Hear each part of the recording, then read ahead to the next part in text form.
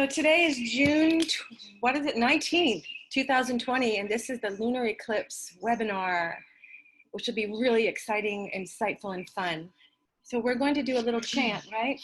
And yeah, we are going to, well, tonight we'll be talking about two solar eclipses. The one that is on June 21st, very early Sunday morning. That's the first one. And then the following lunar eclipse on July 5th. So for those of you who don't know me, I'm Kristy. And for those of you who don't know Karyn, this is Karyn. Hi, everybody. Thank you for coming. I'm so happy you're all here. Yeah, so nice to see you guys. We're going to give a little gratitude to Lord Ganapati, the patron lord of astrology and remover of obstacles, and to our gurus as well. Karyn and I share a couple teachers, so we'll be sending this chant out to all the teachers. All of our great Jyotish teachers in the world. And our cosmic lords. Yes. Okay, so we're going to chant Om Gam Ganapataye Namaha 3 times. You can join in or just listen. All right, so we'll take a breath in to begin. Om Gam Ganapataye Namaha. Om Gam Ganapataye Namaha. Om Gam Ganapataye Namaha. And we ask for Ganesha's blessings on this eclipse to remove any obstacles for all of you and all of humanity, and to remove any obstacles that we may experience here tonight, technical and otherwise, so that we can all take this information in and digest it and use it well in our lives. Okay, so we're going to get started here with just a little bit, just to let you guys know, a little bit informative. We're thinking maybe 30 minutes of some informative information about eclipses and a little bit of the history and mythology around the eclipse. And then we'll get into more chart specifics on the eclipse. And then from there, we'll go right into everybody's personal chart and how that eclipse is playing out in your life, in your chart. And we're going to be looking specifically at which house access. It'll happen in one house, and then the solar eclipse, and then the lunar eclipse will happen in the exact opposite house. So we call it a house axis. It's 2 houses directly opposed from one another. So let's get started. Let's see, okay, I'll start with this. So an eclipse is, there's a story that goes along with the eclipse that concerns the 2 astrological nodes. Sorry, it's okay, we just had somebody come in. Rahu and Ketu. So it's often referred to that when, as you see in this photo here, when there's an eclipse, the nodes align with the sun and the moon and the earth, and then either the earth, the sun, or the moon comes between the eclipse, and as you can see, the light is blocked. So it's, we say the day that Rahu swallowed the sun. So Rahu and Ketu are enemies to the sun and moon. And what happens with Rahu and Ketu is they are the tricksters of the zodiac. So they bring a lot of confusion, they bring a lot of upset, and they literally turn day into night and night into day. Secrets are revealed, things that we hide from ourselves or for others may be revealed. Sometimes on an eclipse, it's the experience of having like a momentary lapse of consciousness where we may just forget information or forget things and then later recover it with new information or something, and that new information shifts our perspective or shifts our trajectory based around whatever themes are highlighted in our chart. Also, an eclipse can feel like a sort of twilight zone where nothing is solid or predictable. The nodes are notoriously unpredictable. They're hard. When we look at them in the birth chart, you really just don't know what they're going to bring because they act like all the other planets. They act like anything and anyone that is influencing them in your chart. So it's hard to they're hard to nail down. And that's what the energy feels like. And at the eclipse, that energy is heightened. Do you want to take the next one? I don't know if anyone is already feeling this kind of heightened energy as people are giving a thumbs up. Yeah. We're approaching that 3-day window. We're in it. We're in it. We're in it now. It's beginning now. So this is where things get a little shaky. But honestly, I've been feeling it for the past 3 days. Yeah, even a little longer. If you're really sensitive, you'll feel it the week before the eclipse happens. And the things you might feel, and everyone's going to be different, are uncertainty, where you can't make a decision. You feel like you're floating, and people are saying, can you commit to this? And you just don't feel like committing because you don't have the answers. Even though we have uncertainty from COVID, yes, but it's tripled, doubled. It's just, it causes an extra bit of not having roots, unanchored. You can't, there's no legs during an eclipse, which is why it's an inauspicious time to begin anything new. So those people who will suffer the least during eclipse weather are those that learn to float with the float. So if the air is floaty and the weather is floaty, it's best to just, when in Rome, do as the Romans. So right now is the time to float. So it's okay. You have full permission to be a space cadet, to not commit, to just be, up in the air, rolling with it. Yes, up in the air. And that is that's what eclipses do. They leave people kind of in limbo and in that twilight zone. So if you're feeling that, then you're feeling exactly what everyone else is feeling. This is the time when we need to get more sleep, engage in meditation, healing practices, walks in nature, self-care, selfish with self-care, chanting, especially Om Namah Shivaya, take showers before and after the eclipse. So what do you do on the day of an eclipse? Make sure, if you have nothing else better to do, why not take 2 showers? Take a shower just before the eclipse and then a shower after the eclipse, or a bath, or a sauna, or steam, or some kind of a cleansing purification ritual. Foods tend to spoil more quickly under the influence of an eclipse, so you want to put your fruit in the refrigerator and your vegetables in the refrigerator, because time speeds up, basically. And things just don't last as long. For example, I was eating some shrimp today and I felt like it might not have been very good. I felt like it could have been borderline bad shrimp. So if you're during this time sensing what I'm eating isn't right, it's probably true, because there's a lot of food poisoning at this time. Okay, so a Vedic rule of thumb, 3 days, 3 hours prior to the eclipse and after are when we'll feel it the most. And it's best to not go outside during the eclipse at all, because the veil is thin.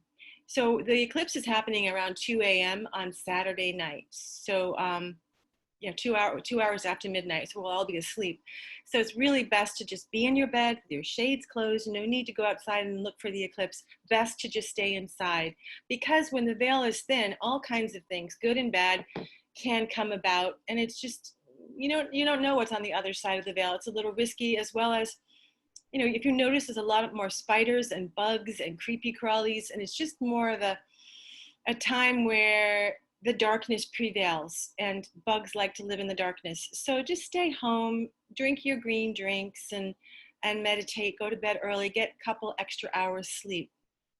So Bij mantras are, for example, to the sun and moon, Om Suryaya Namaha, Om Chandraya Namaha, and as well as Om Shivaya Namaha. Those are really, really helpful to protect and unstick you when you get obsessed, that kind of crazy thinking. Stuck in a loop. Yes, yeah. Your head's going around like a hamster in a wheel of the thoughts keep coming. So start off, as soon as that starts to happen, with a mantra, Om Suryaya Namaha, Om Chandraya Namaha. Suryaya is the sun, Chandraya is the moon, and Om Shivaya Namaha. Shiva is the great destroyer. He destroys Maya. He destroys all those crazy thoughts, the monkey brain. Yeah. Okay, so very effective. It's so effective. Oh, the Om Namah Shivaya is my favorite one. So the best, I think I already said this, don't go in large gatherings. This is not a time to go have a big party just because it's an eclipse. You want to go celebrate with people. No, just lay low. There's no need to have a celebration during an eclipse. If you want to, but it's just generally not an auspicious time. So you want to read the rest of that? Yeah, I mean, well, I was just thinking about how everyone is sort of, I obviously took the first chance I could to get out of town and visit Karyn. But, you know, keep it small. There is a lot of, we still are dealing with COVID and cases are going up. So just keep that in mind. Get yourself tested. Getting a test is very easy, but I feel like we're vulnerable that way too with the eclipse. And, you know, it's just a vulnerable time period. So you want to protect yourself and others as much as you can. Yes, right. We can talk about the immunity too in a minute. Also, if anyone has a question, please unmute yourself and just, you can interrupt us. The participants window seems to disappear a lot, so I don't know if I'll see anyone raising their hand. But you can just unmute and then, like I said, just give us a shout. That's the next screen. Oops. Is that, oh wait, this one, do's and don'ts? We did do's and don'ts. Is there something here that we missed? Hi, it's Jill, unmuted. Can you hear me? Yeah. Go ahead, Jill. Oh, okay. I do have a question. Usually when I've been to several of these things led by Kristy, and usually all the chaotic things are going on for me, this week I had a wonderful surprise, and I am feeling, I'm curious what your take on, I'm feeling the opposite of what you're describing. I'm feeling centered, I'm feeling on float and very happy, excited, and yet it's a precarious situation. So I'm just wondering your thoughts. Yeah, I think that that's wonderful. I'm happy that you're feeling uplifted or maybe rooted in some truth or some belief. Well, that somebody very important from the past dropped back into my life. And oh, wow. Yeah. Okay, good. Yeah. And, you know, look, it's always, please share your happy stories, because people do tend to think that eclipses are always negative, and that isn't true at all. Eclipses affect us on many different levels: physically, psychologically, mentally, emotionally, spiritually. And spiritually, it's a fantastic time to, you know, get into your teachings, to feel nurtured, to feel uplifted. Like Karyn was saying, the veil is very thin, so it's a great time to connect to cosmic energy, or even a great friend that you find uplifting. And there's going to be a lot of that happening because we have 5 planets that are retrograde right now. Yes. So a lot of people from the past are going to be returning. Yes. Oh. Yeah, yes. And I'm making it sound all great. It's complicated, but I'm excited. Yeah, that's, I think the key feeling is that excitement, which eclipses bring up. I mean, we did our keywords. Here we go: triggered, unexpected, release, growth, transformation, acceptance, healing, hidden secrets, and truths revealed. All of these are possible. Surprises are in there as well. We actually just deleted the word surprise today. So you had a nice surprise. Well, we thought total surprise. Yeah, so that's wonderful. Good for you. So the eclipse is probably happening in your chart in a very auspicious house. So you get. I hope so. We'll get there. Yeah, okay. We'll get there. But what if that other person has no knowledge of what you are talking about, no interest, not doing it? And is there the risk that that person goes out in the eclipse and does these things that muck things up? Anything's possible. It is true that sometimes when an eclipse sweeps things in, it's also true that after the lunar eclipse, sometimes they sweep right out. Yeah. I'm sorry, sometimes what? I said sometimes it's true that with an eclipse, whatever it sweeps in can sweep out 2 weeks later on the lunar eclipse.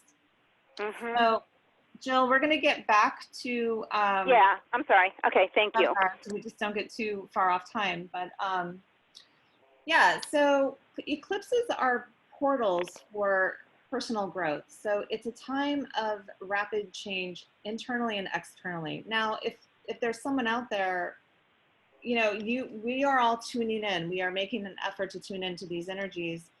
And that's when it works. When you're communing with the cosmos and you're wanting to use this energy and be hip to it and grow from it or learn something or have an insight, this is exactly the time that your own practices, getting in touch with your higher self through any means that work for you or make sense to you.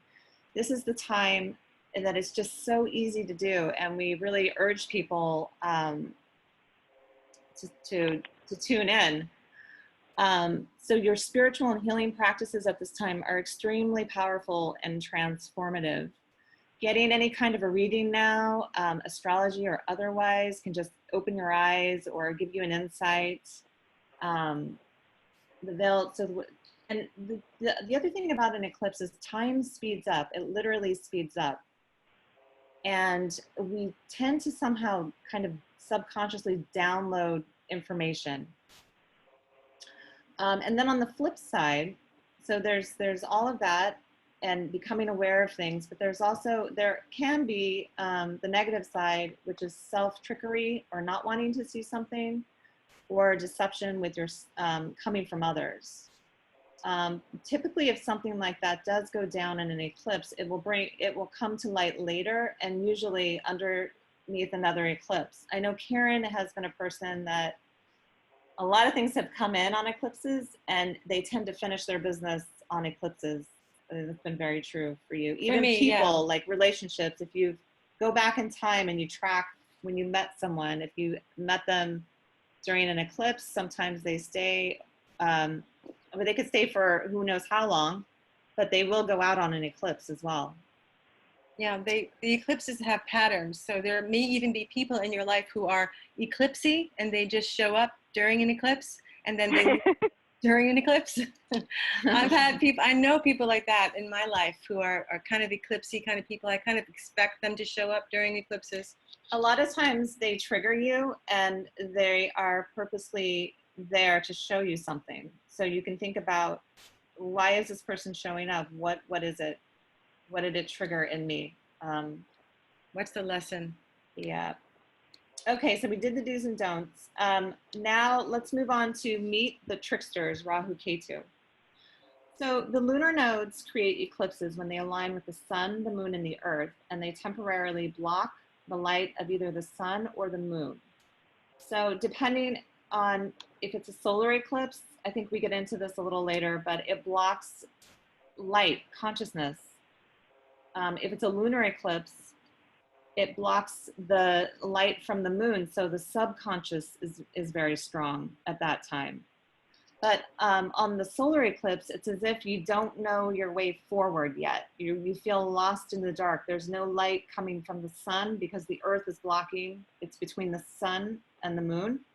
And there's no light from the moon because it's dark, it's sitting with the sun. So you feel a little lost.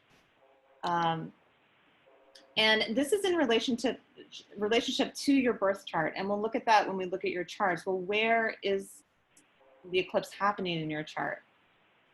What are the house themes that it's activating? You know, what might you be missing, or what do you need to uncover in this next new moon solar eclipse cycle? Because remember, when there's a solar eclipse or a lunar eclipse, so a solar eclipse happens on a new moon and a lunar eclipse happens on a full moon.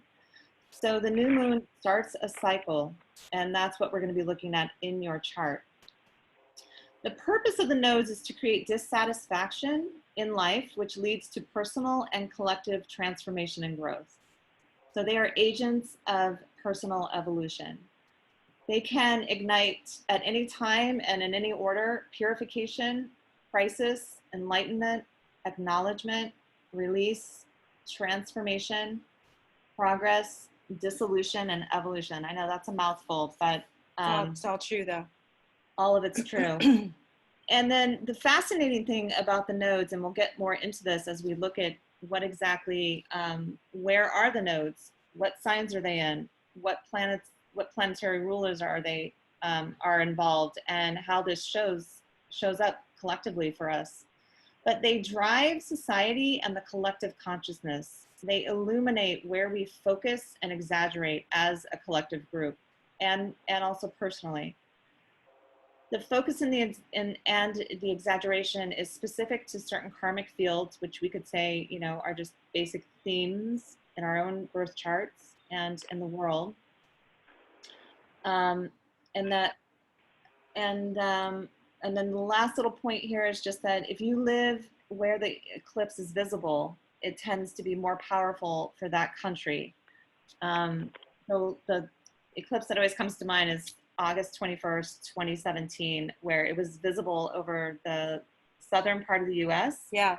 And we had all those fires and floods and hurricanes, and it's a crazy time in the United States because the eclipse crossed right over and we could see it. It was visible. I think it's China and India, Indonesia, and Latin America. Turkey.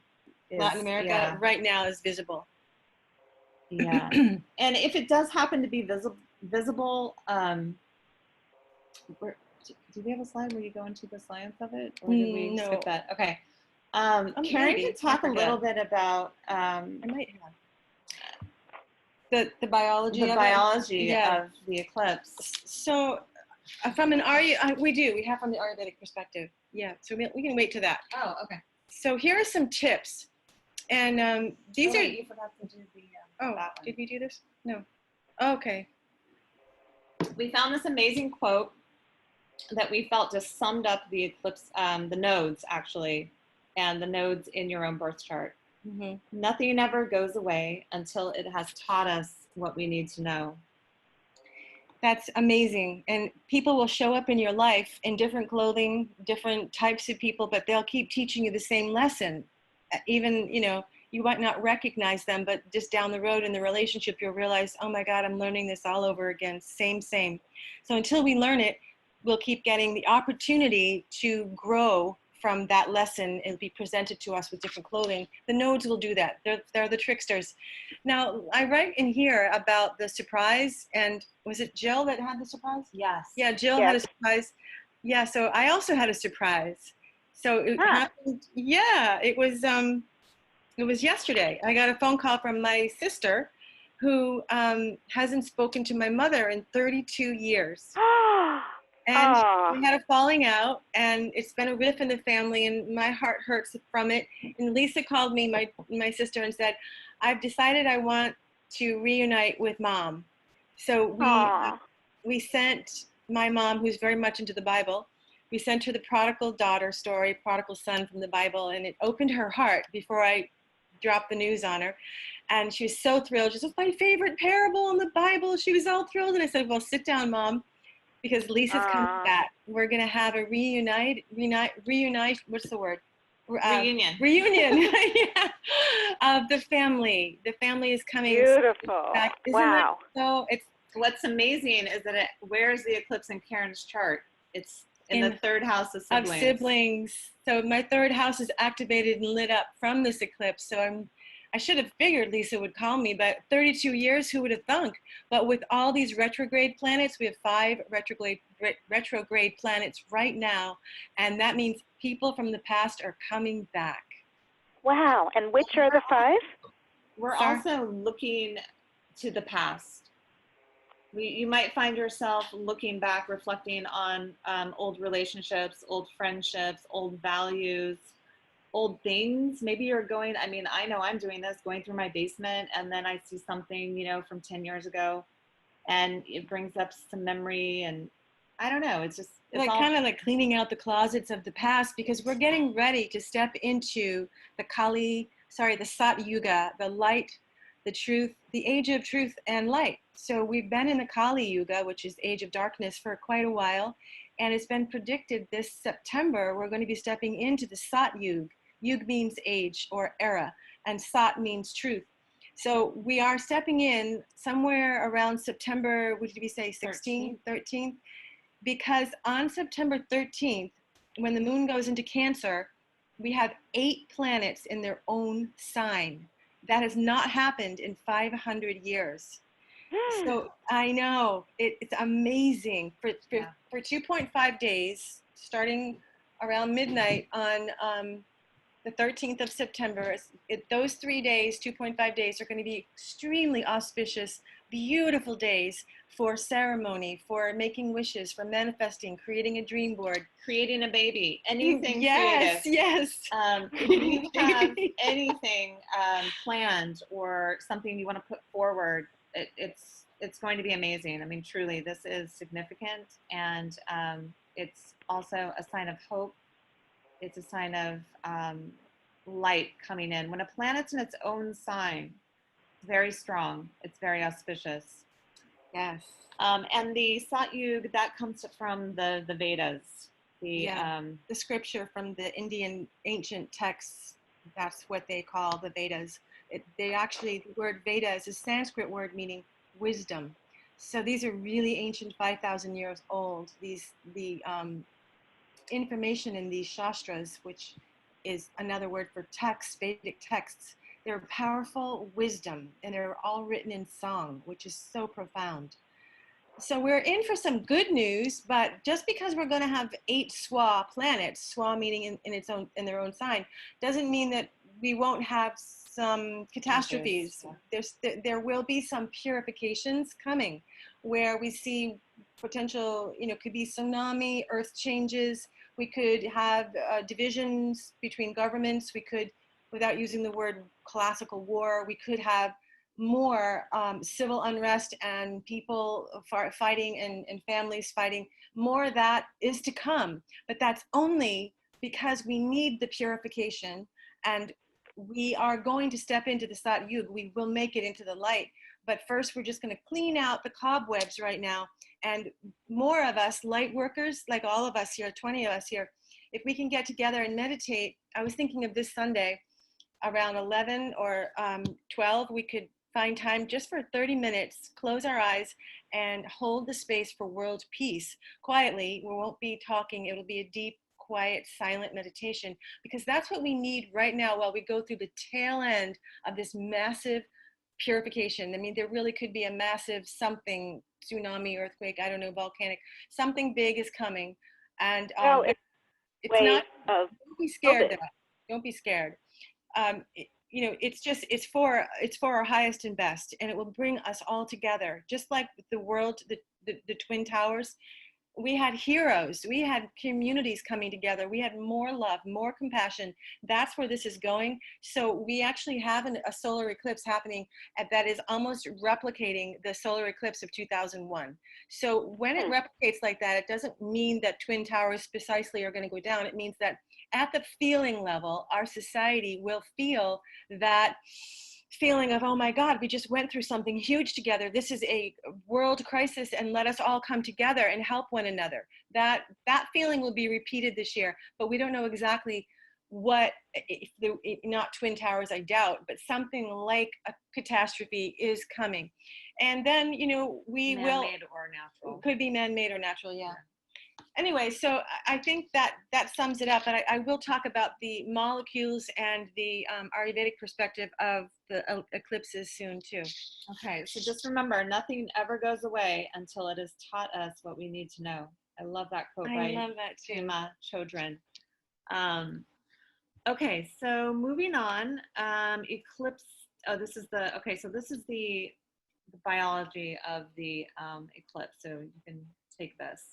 Okay. It's an Ayurvedic perspective. So basically, as above, so below, as within, so without. We are microcosms of the macrocosm, according to Ayurvedic medicine. And when the eclipse happens, the molecules in the air become more rajasic and tamasic, which are Sanskrit words meaning feisty, sticky, heavy, dense. And so when the molecules in the air and the environment are like that, they reflect into our bodies, into our physical bodies. So our bodies will mirror the weather. And inside of our bodies, in our blood platelets specifically, they become sticky and heavy and rajasic and tamasic, just like the air does. And when that happens in our systems, our immune systems go down. We're fighting a little bit more to get the flow of energy, because in stagnation is when disease begins.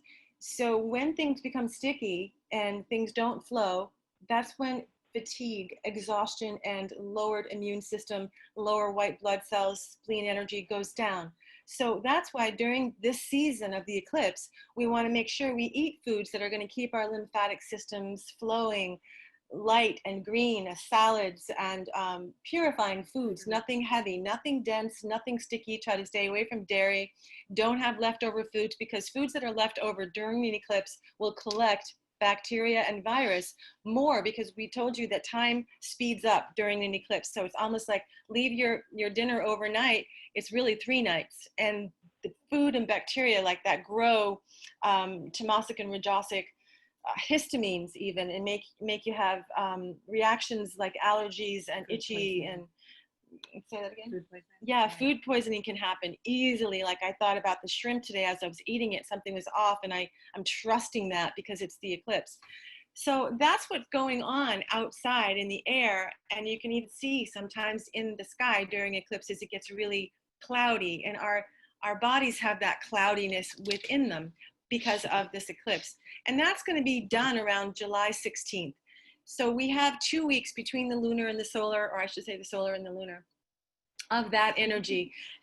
So that starts on June 21st, which is Sunday, and it goes until July 5th, that 2-week window of intense eclipse, sticky blood platelets, heavy molecules in the air. And then about a week after the lunar eclipse on July 5th, it starts to subside. So that's approximately like, July 13, 14, something like that, where things start to feel lighter. We don't need as much sleep. Nobody is cranky just for no reason. Our sensitivities start to become more balanced. Right now, things are heightened, sensitivities are heightened. People can feel cranky because of a lot of uncertainty. And that's what eclipses cause, is that uncertainty, that kind of no legs. And people feel like, I need to know this. I want to know. And they, I get these people who want readings, and they come and I want to know the answer. And it usually is around the solar eclipse that you are feeling you have a pressing urge for an answer.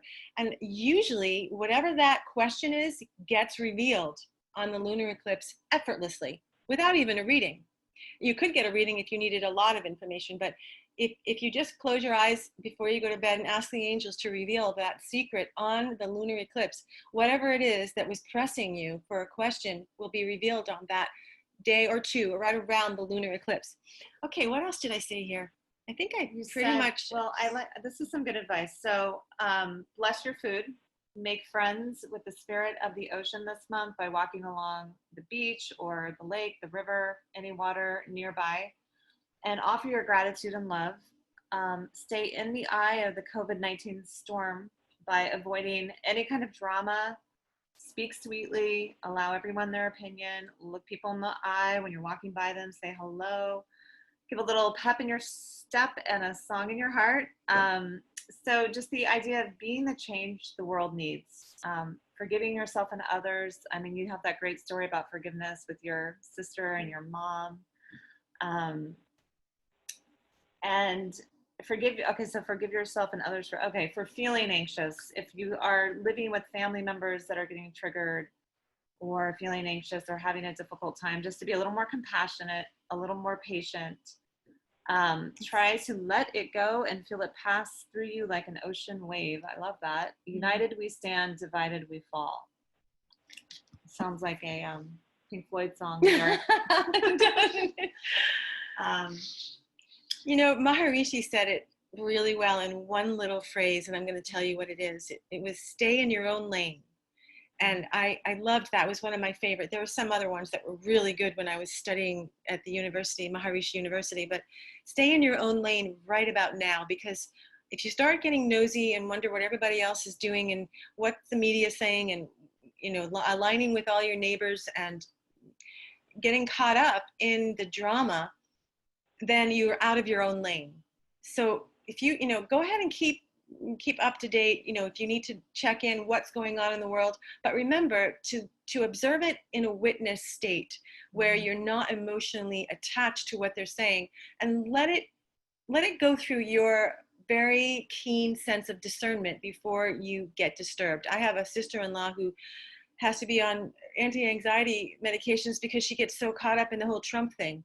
So I don't want to see anyone having to go to that extreme. Try to just let it all go. Stay in your lane. Stay in your center. If you want to serve the community, that's fine. If you want to help people, you can do that within your own circle. You don't have to go to these protests and riots. You can if you want, but peacefully. That's all I ask. Okay, so you want to read Seed and Blossom? Sure. Okay, so this is just a little bit about the new moon cycle. So like I said, a solar eclipse occurs only on a new moon.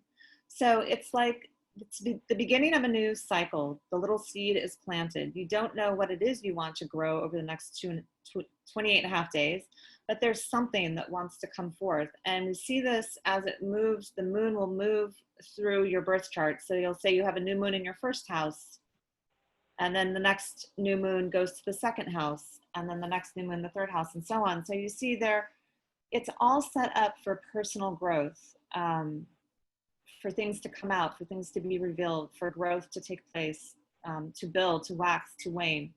At the lunar eclipse, which is 2 weeks later and happens opposite the new moon, or I'm sorry, the full moon lunar eclipse, I'm talking about two things, the eclipses and then the new and the full moon.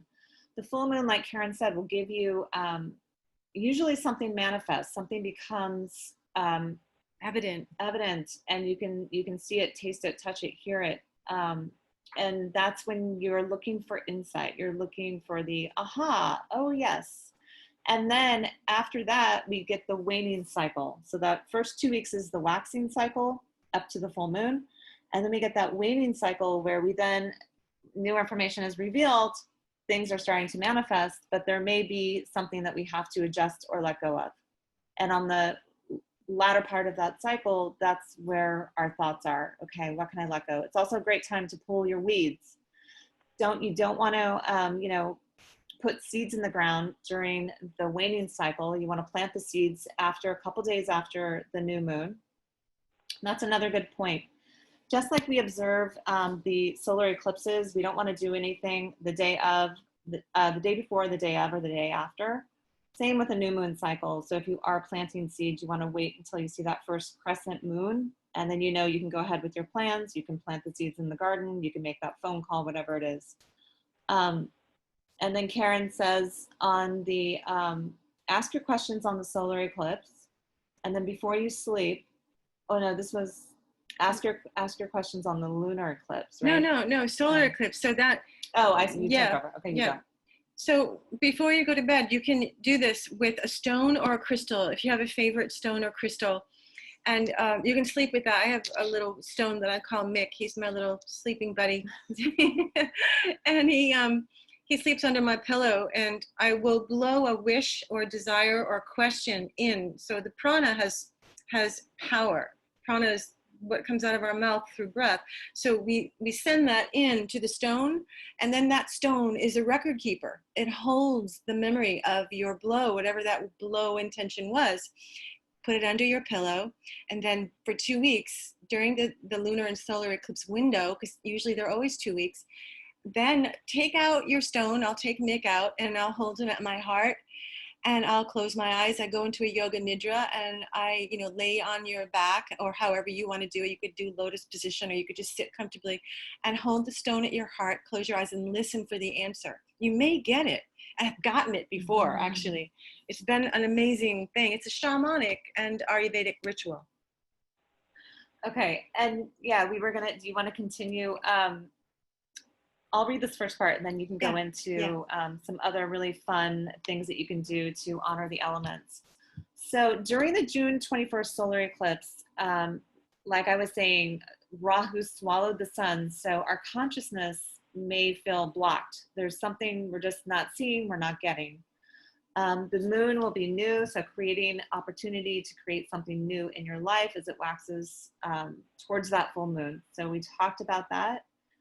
And then we also, during this time, around the full moon, it's great if you have access to a fire and you want to, whatever that realization is that you have, or you know what your next steps are, generally it will entail letting go of something, or, oh, that wasn't working, let me try this.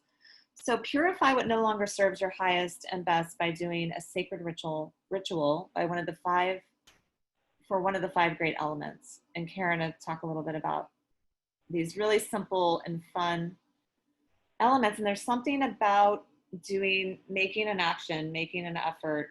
Yeah. Putting your intention out there is huge. Rituals are powerful, even if they're just simple as sitting on a rock. But it's the intention behind why you're sitting on a rock. So you can feel free to screenshot these too if you want to. You can screenshot the whole presentation if you like to. So I did this today. Kristy and I went to the cove. We call the Mermaid Cove, and we laid on beautiful, large, warm, flat stones. And our spines just against the stone, and I could feel the heartbeat of the mother. And when I do that, I always thank the mother for drawing out negativity, which was pain in my spine. I have pain usually in my spine from years of giving massage. And I can usually feel like a vacuum, like it sucks the pain right out of my spine, takes it and transforms it into the stone. And then I usually have so much gratitude for the feeling that love and the gratitude fills the space where the pain was in my spine. So if you don't have a large flat rock to do that on, you can do that on any ground. You could do it on the grass, holding a stone. Yeah, just using the earth element, wherever you are geographically and comfortably. And a fire is another amazing way. And in the shamanic tradition, they usually take a twig and they blow what they no longer want, or what no longer serves you, into the twig, and then blow it into the fire, and the twig will burn up, and the fire will purify what it is you wanted to release. And then you take another twig and you blow in your intention of what you'd like to create in your life, and then put it into the fire, and the fire will bring it up to the heavens through the smoke, making it manifest. So did I write that? Negativity? Yeah. And then the water, we immerse into the lake or an ocean, connecting with the spirit of the water, because the water itself is just like a baptism. It's a very purifying element, one of the most purifying elements besides fire. And it is very much about rebirthing. So just getting in the water, feeling it all over your skin, and acknowledging that there's literally prana and spirit. It's alive. The ocean is alive, and we thank the waters for purifying us, floating us, and for rebirthing us. And also this life in the stone. The stones are alive. There's life in all the five great elements. And then the ether and air. Ether and air connect to sound. If we didn't have ether and air, well, ether specifically, we couldn't hear at all. The reason we hear is because we have the element of ether, which is a smaller aspect of the air. The air is more about the wind, and you can actually feel the wind on our face. You can't feel ether, but you use ether for a mantra, for powerful sound healing. So you can use powerful sound healing, sacred ceremonies, harmonies, sing, chant, breathe out, pranayama, using the breath to purify and release, as well as bring in things that are that you want in your life. Thank you. Those are all beautiful rituals. And I even thought, I'm just thinking of people who are not near water. You could even do this in the shower, and I've never thought to do that. But, thanking the water that you use in the shower as a way to honor. Okay, so what we're going to do next is we're going to transition a little. Yeah. These five elements are very similar to traditional Chinese medicine 5 elements, except for ether. And is there some connection between Ayurvedic and other things you have said are very similar to traditional Chinese medicine? I think metal would be the ether. Yes. Yes. Okay. So they are the 5 elements. Ancient cultures share so much. Yeah. It's just cognized in a slightly different way. Just semantics, really. It's so based on the same tradition. Yeah. Good question. Okay, thank you. You're welcome. Thank you. Okay, so we're just going to briefly look at, this is a Vedic astrology chart of the upcoming eclipse. And we know a lot of you have no idea what you're looking at, but we just want to point out the eclipse. So we have the moon, we have the sun. So remember, that's a solar eclipse when the sun and moon come together. And then we have Rahu here. So whenever Rahu is close to the sun and moon, either when the sun or moon together, or maybe the moon would be 180 degrees opposite, that's when an eclipse happens. So this is what the astrological representation looks like. And you can see that this eclipse is happening in the sign of Gemini. So we are talking about Vedic astrology here, but I think most of you know about Vedic astrology as opposed to Western. So it's happening around 6 degrees in the sign of Gemini, and then it's also happening in the lunar mansion, the nakshatra Mrigashira, and we'll talk a little bit about that. The time of the eclipse is at 2:41 a.m. Just back up for a second. Yeah. I did call it a lunar star, so don't get confused. They're lunar mansions. They're the same things as lunar stars, as well as, if we slip up, a Sanskrit word nakshatra. So those three are the same, just in case we lose you. Yeah. Okay. So this is the eclipse here. And one thing that's special about this eclipse season is we have this thing called a Kala Sarpa. And if you look at this Ketu, here's the other trickster node, always 180 degrees opposite its friend, Rahu. So notice that all the planets are a lot, well, in this case, they're not between, but they are in the same house with Rahu, and then they're all between the two. Let's put it that way. Yeah, between they're all on one side. They're all like on one, and look at those other empty houses. The sky is right now, the cosmos, the heavens are kind of lopsided. All the planets are on one side of the Rahu Ketu axis. The other side is completely empty. When this happens, it's called Kala Sarpa. So Kala means dark, and Sarpa means serpent, which can represent Kundalini, our life force. So what happens when things move to the side? It's almost like the sky saying, go ahead now, it's time for a great exodus of many people. So it's a time when massive transformation happens on the planet, and it can be related to the Kundalini, the actual life force. A lot of lives, a lot of people who don't want to evolve to the next, Sat Yuga, they may want to go on to the next planet, third dimension, and keep on trucking. So they have opportunity to exit during Kala Sarpa, which will end in July. We will no longer have Kala Sarpa in the sky, but we will have Kala Sarpa again on December 15th of this year for about 2 or 3 months following. So there may be another relapse of COVID-19 during that next Kala Sarpa. And we've also had this Kala Sarpa yoga in effect since around either February or March. The only thing that tends to break the Kala Sarpa is when the moon will move out and move, here, then here, then here. Every 2.5 days, it'll go through a house. Yeah. But we are in this pattern, and this Kala Sarpa pattern is karmic, and it intensifies everything about whatever's happening in the chart. Okay, so this is the lunar eclipse, and if you notice on a lunar eclipse and also a full moon, the sun is opposite the moon. So you have the sun in this house, and then the moon over here in the opposite house. So again, let's see if we do. You can see we have this Kala Sarpa pattern again. It's still going because we have Ketu here and Rahu here, and everyone else is between, up on this side of the nodes. The lunar eclipse happens on July 5th at early in the morning. This is all Eastern time, by the way. So if you're out in California or anywhere else, you just add your time. It's happening in the sign of Sagittarius. So yes, it is true that if you have a lot of Gemini and Sag in your chart, you're a little bit in the hot seat. Let's put it that way. This eclipse is probably, significant for you. So we will let you know if you're in the hot seat. The star sign, the nakshatra, or that's someone has a question. Yes? You said July 5th Eastern Standard Time, but I don't think I heard the time.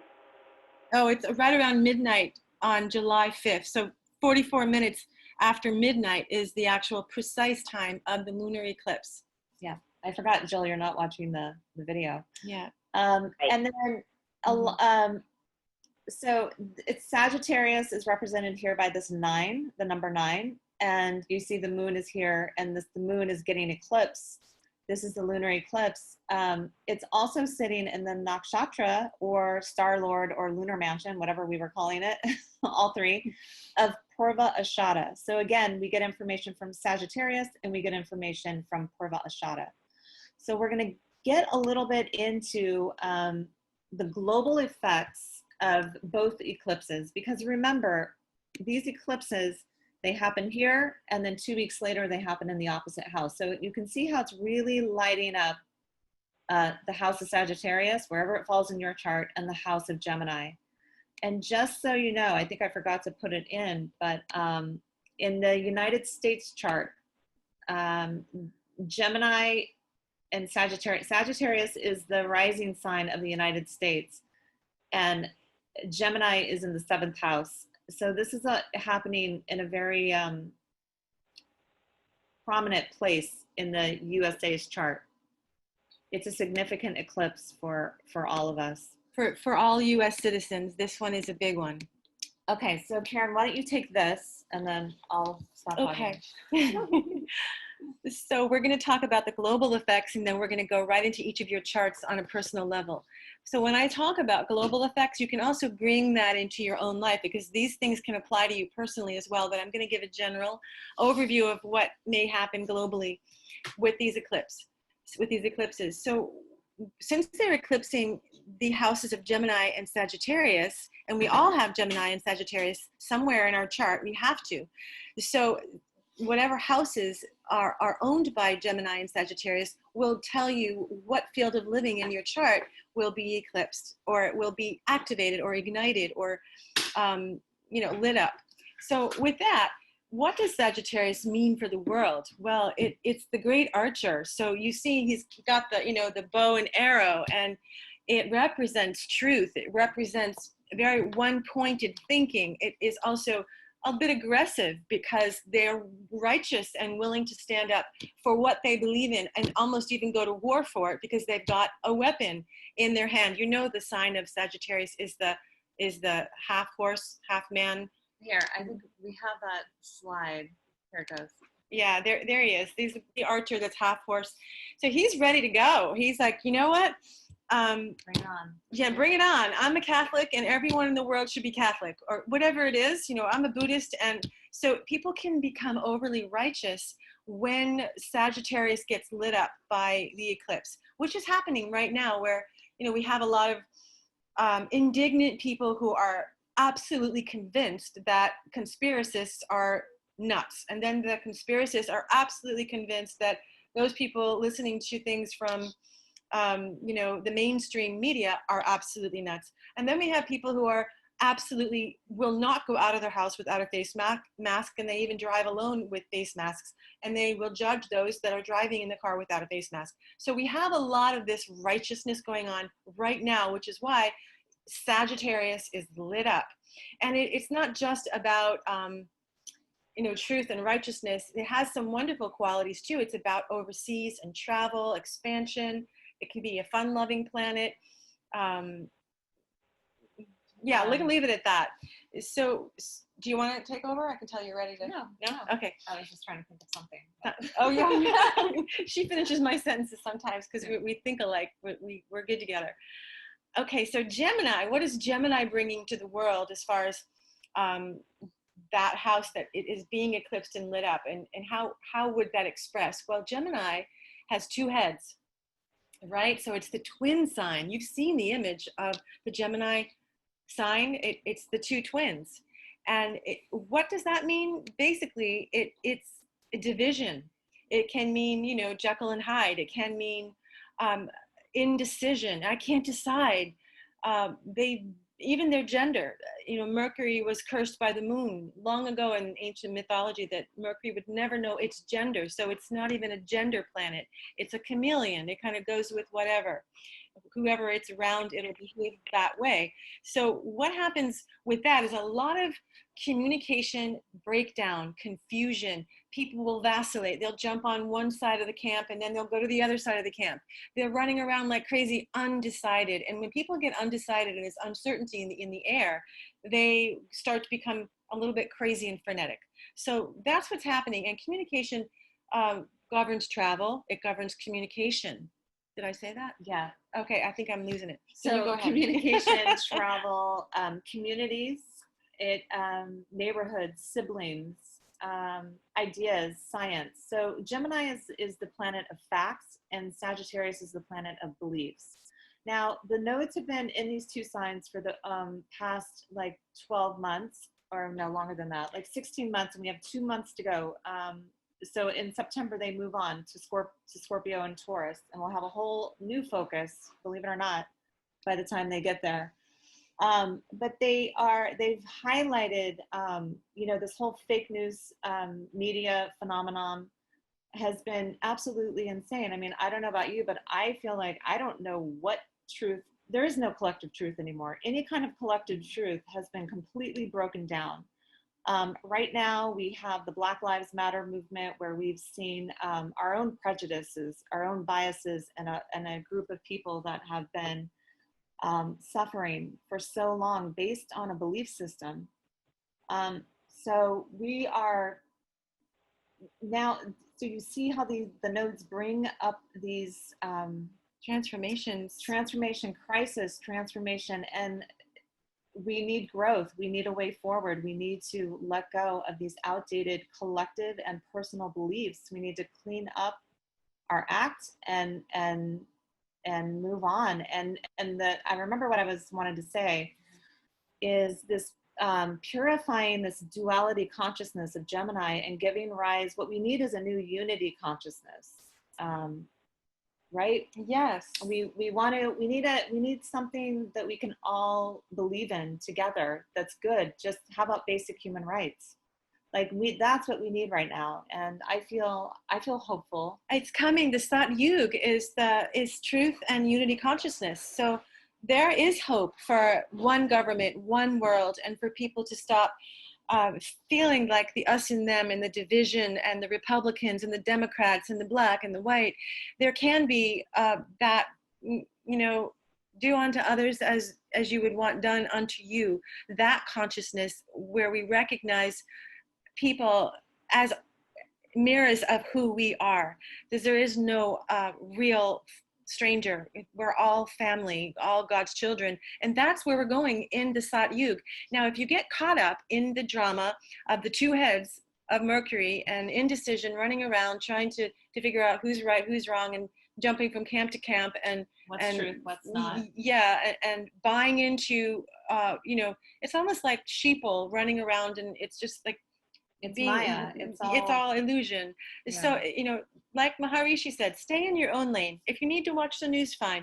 Watch it in the witness state and do not emotionally buy any of it until you absolutely feel certain in your heart what's really going on. And if you can't feel that certainty, that's okay too. Whatever it is, don't let the media or all the drama affect your frequency, because right now we are needed. We need to hold our frequency up high. We need to have high vibration, because it is the time just here as we're about to step into Sat Yuga. We need those who have been doing their work, those who are interested in self-actualization, those that care about love and evolution and spiritual growth. We've been doing this work for a while, and now is our time to actually shine so that we can all come together and raise the frequency, because everything is frequency. If you're going to be miserable, even if you don't complain and you fake it, doesn't matter.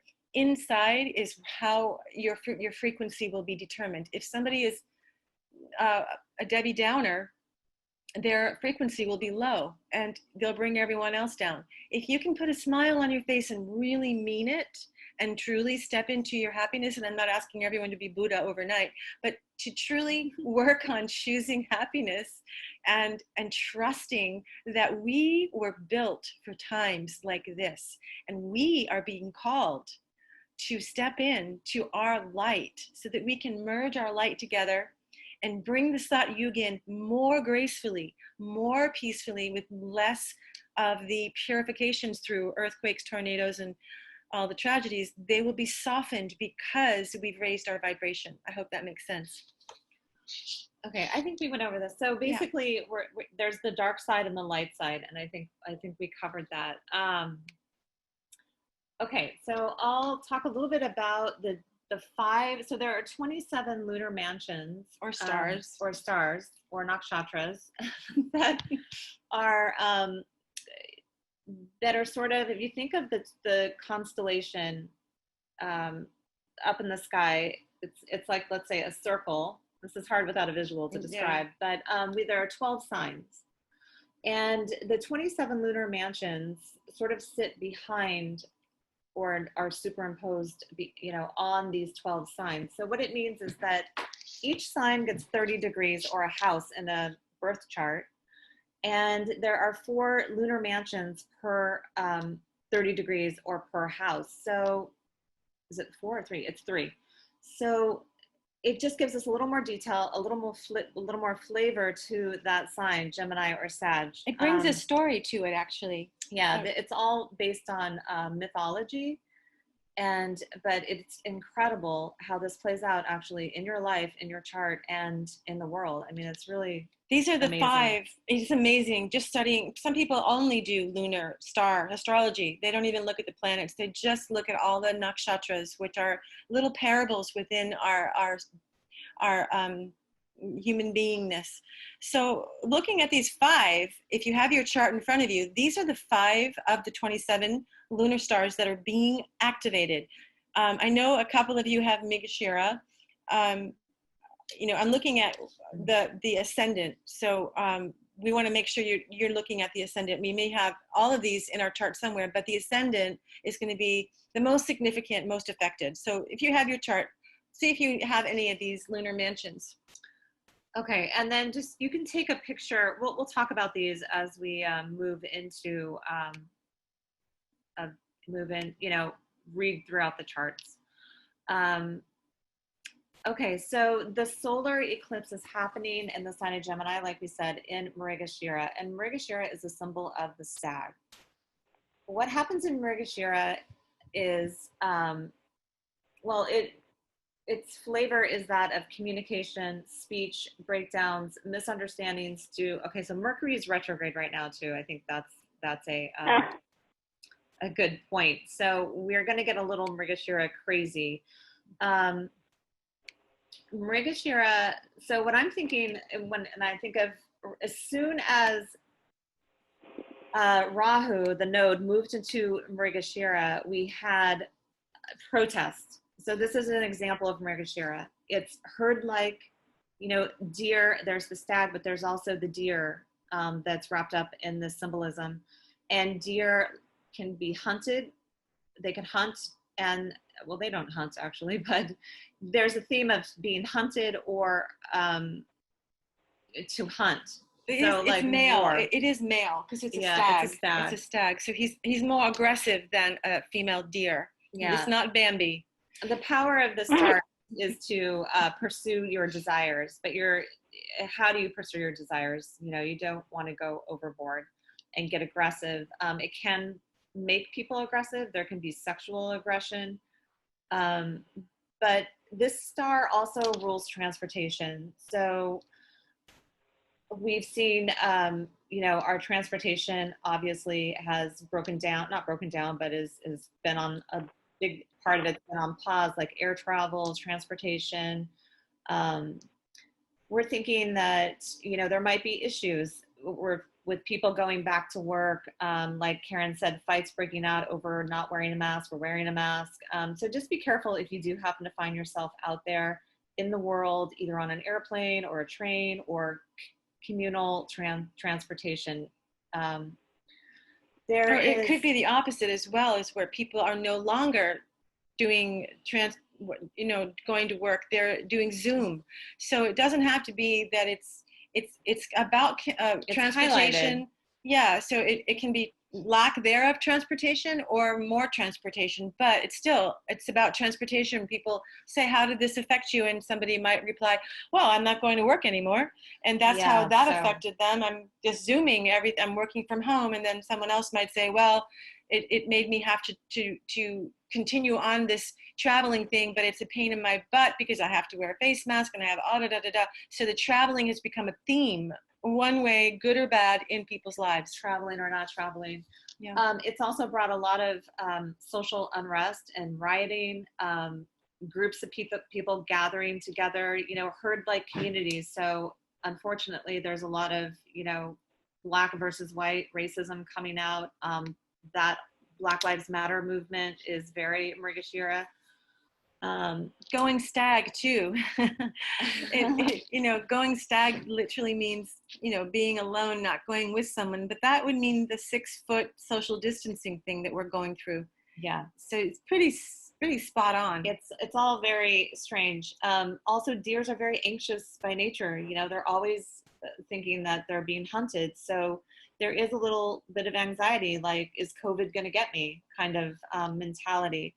But be especially careful of this herd-like mentality, and who you're around and what you're being influenced by, because that's huge right now. And this kind of energy will play out through September. Oh no, actually, Rahu's, Mrigashira covers 2 signs. It's in the sign of Gemini, but also Taurus. So Rahu, this energy and the transportation and travel and commuting and Zooming, all of this will continue through, I believe I want to say February of 2021. I forget. January, February, somewhere around there. A good also, 6 months, yeah. The deity of this nakshatra is called Soma, and Soma is likened to an elixir or a drug or a vaccine. So we could, and if we go back in time and we look at the last few, you know, back in history when Rahu and Ketu were in the signs of Taurus and Scorpio, which they'll be there in a couple months, we saw a cure of, there was the polio vaccine was created. And then there was another one, which I forget. I forgot too. But this connection to Soma gives hope for cure about a vaccine. Okay. What's the timing of Soma? Sorry? The meaning of Soma? Sorry, what is the timing of Soma? The Soma, it's here with us until about February. We don't have the exact date. This nakshatra in particular. So we're hoping that, you know, by February, there's something pretty solid out there on the market, or at least happening on some level. On the dark side, in terms of Soma and the elixir, people may just want to numb out.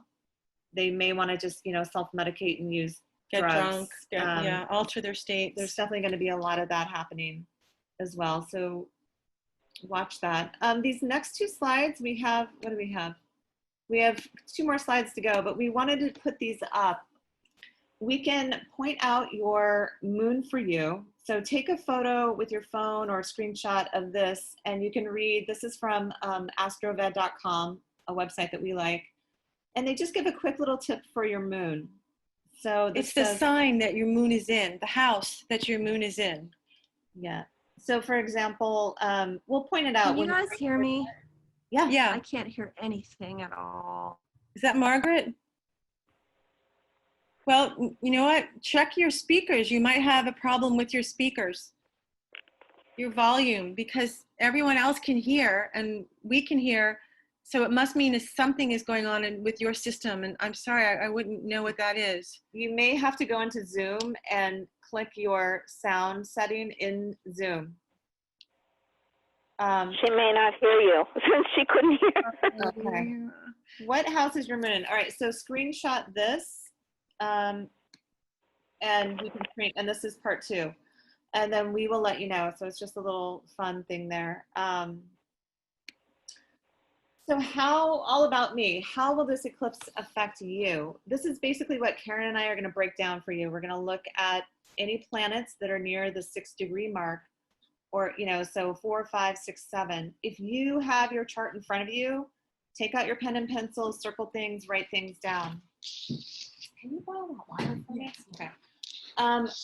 We're also going to be looking to see if you have any of the nakshatra lunar mansion stars in your chart that are getting highlighted. So we'll look at that. Specifically, we're going to be looking at Sag and Gemini in your chart, and then also which houses possibly that Mercury and Jupiter, the lords of Sag and Gemini, where are they in your chart? and then what planets are in those houses. Okay, so we'll break it down for you. We put this little slide together because we think it's good just to think about, all right, well, what are the eclipses awakening in you, in your chart? And when it comes to Gemini, and Gemini is ruled by Mercury, we like this little saying, birds of a feather flock together. Who are you influenced by? What in you is divided? Are you stuck between two heads? Because you're feeling stuck between you can't make a decision, or you can see this side and that side, but you don't know where you stand. You often can't move forward. So where are you not aligned? And be aware of who or what are influencing you, because that's the nature of Mercury. Mercury is always influenced by his friends or who he's sitting with. So we have to question our company sometimes. Especially now. Yeah. Yeah. Information is not wisdom. Are you ethically communicating, and or are you making a conscious connection? So it's kind of that head versus heart thing where you want to just make sure that you are grounded in heart energy when you're connecting with people, and you're consciously there and present and in your communications. And then in Sagittarius, it's ruled by Jupiter, the planet of morals and ethics. Remember, this can be, the crazy fanatic in all of us, but we cling to beliefs, but it's faith that sets us free. And I forget who said that. Oh, that was from a quote from Alan Watts, I think. Okay. So ask yourself, which beliefs are outdated and no longer serving you? What beliefs are you clinging to?